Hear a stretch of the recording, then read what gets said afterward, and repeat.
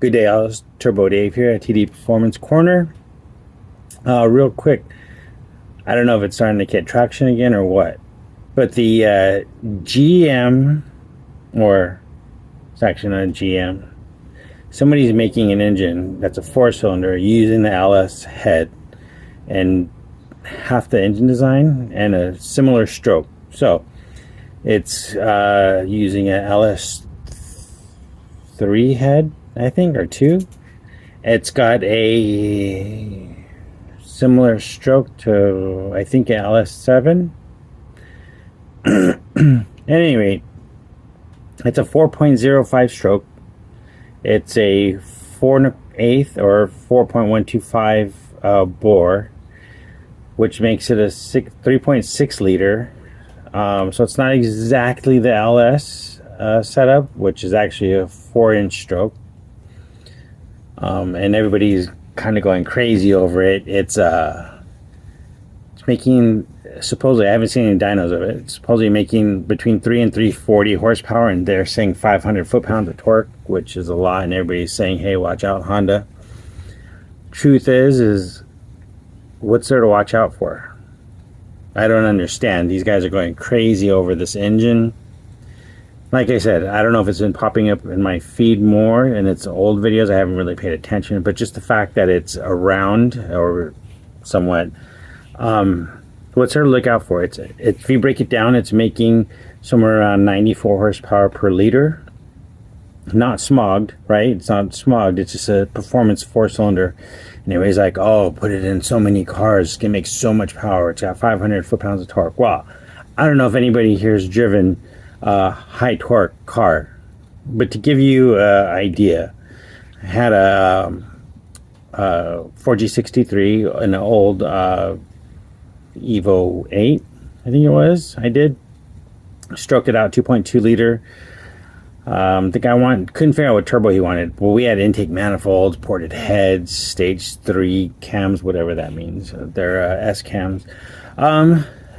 It made 360 horsepower, no, 360 foot-pounds of torque and 350 horsepower, something like that, or vice versa. At any rate, it was really quick spooling, and I actually like driving it. I broke the engine in on it. It took off really fast. It could get you in a lot of trouble on very low, but it was really, really quick.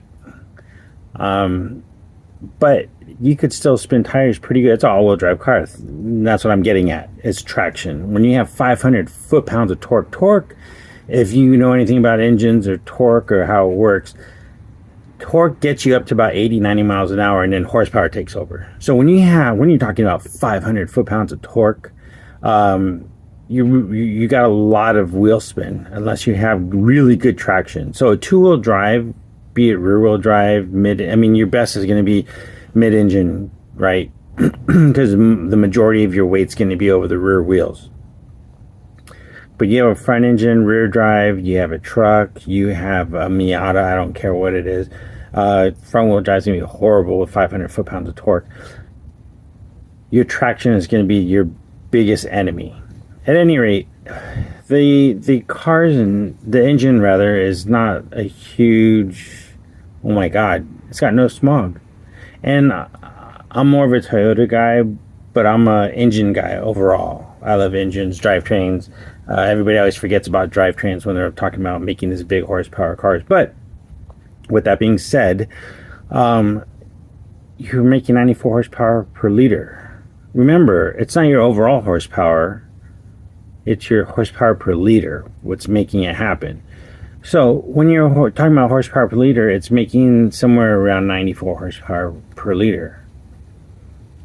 Well, in 2001, when the K series came out, the K20A2, and I'm not going to harp on K series because everybody jumps on the K series bandwagon. That's a whole nother story. But anyways, they're making about 110, 111 per liter on a smog engine.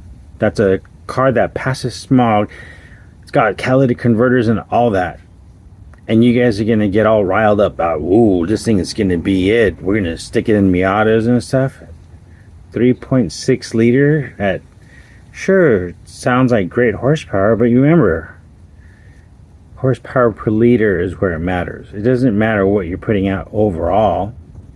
You're talking about volumetric efficiency. How efficient is that engine? And if you want to figure out how to make more power, go look at Offenhauser. Go look at the history of Offenhauser. They started out over square, right? Big long strokes, small bore, and you can watch it change. I mean, Offenhauser literally was the engine to have if you were an Indy car for till probably like 1981 or 82. So for, I don't know, 60 years or something, Offenhauser ruled the roost when it came to Indy. Now what you need to do is you need to pay attention to how they kept getting more and more horsepower and staying up with the Joneses, if you would, and beating people, right? Consistently. I mean, Ford's really the one who went in there and started beating them, and it was more cylinders, bigger engines. There's all kinds of things that happen. But anyways, when you look at a 4-cylinder engine, you look at Offenhauser. And Offenhauser changed it. They changed the direction of their bore and stroke and over square and under square and perfectly squared. Those are all things. And if you look at engines, I mean, we could talk about engines for a long time. If you look at metric engines, so Japanese stuff, you know, anything that's a 3-liter 6-cylinder, like a 2J, if you look at a K20, 3S GTE, SR20, 86 millimeters by 86 millimeters, all of them. That's the lineup. And if you look at the torque engines, K-series torque engines, 99 millimeter stroke, 87 millimeter bore, right? Over squared engine.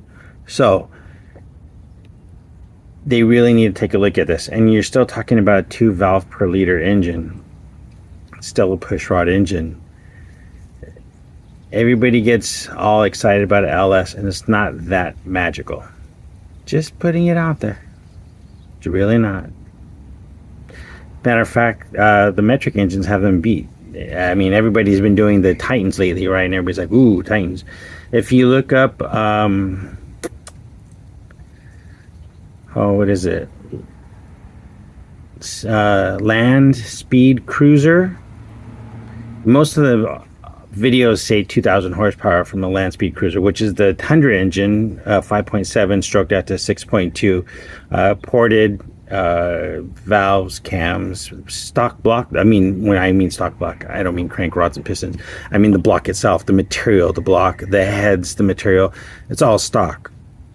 It's actually making 3,000 horsepower on it. I know some people who worked on it, but the metric engines actually have them beat. Coyote's a really good engine too. They're about the same 3,000 horsepower. You know, so what I'm getting at is that technology, you need to look at how things change, how things progress, because running a 2-valve 4-cylinder big block, if you would, 4-cylinder, it's meager at best. Anyways, it's TurboDave here at Performance Corner. Please subscribe. You don't have to. It's up to you, but trying to get more content out. We got stuff. I'm trying to get over actually a head gasket, and I've been posting some stuff about the head gasket on the hybrid. I got more interesting things to do, but I got to get through that first. All right, it's TurboDave. We'll talk to you soon. Bye.